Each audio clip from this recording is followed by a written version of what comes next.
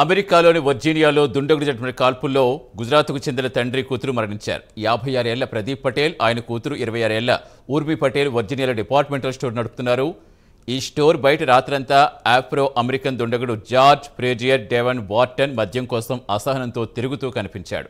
శుక్రవారం ఉదయం స్థానిక కాలమాన ప్రకారం 5:30 గంటల సమయంలో తండ్రి ప్రదీప్, కూతురు ఊర్మి స్టోర్స్ వద్దకు వెళ్లారు.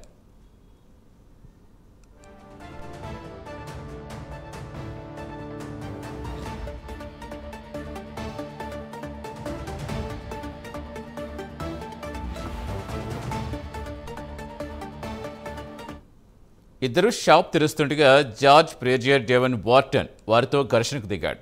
షాప్ ఎందుకు మూసేశారని నిలదీస్తాడు. రాత్రంతా ఎదురు చూడాల్సి వచ్చిందని ఆగ్రహం వ్యక్తం చేస్తాడు.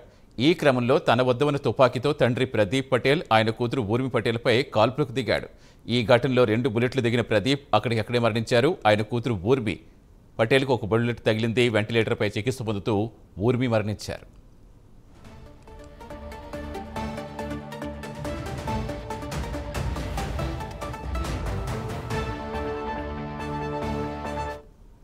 ఆరేళ్ల క్రితం ప్రదీప్ భాయ్ పటేల్, ఆయన భార్య హన్సాబెన్ తమ చిన్న కూతురుతో కలిసి విజిటర్స్ వీసాపై అమెరికాకు వెళ్లారు. ఆయన పెద్ద కూతురు పెళ్లి చేసుకుని అహ్మదాబాద్లో నివసిస్తున్నారు.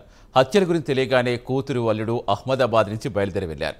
ఘటన జరిగిన 2 గంటల్లో జార్జ్ ప్రేజియర్ డెవన్ వార్టన్ పోలీసులు అదుపులోకి తీసుకున్నారు.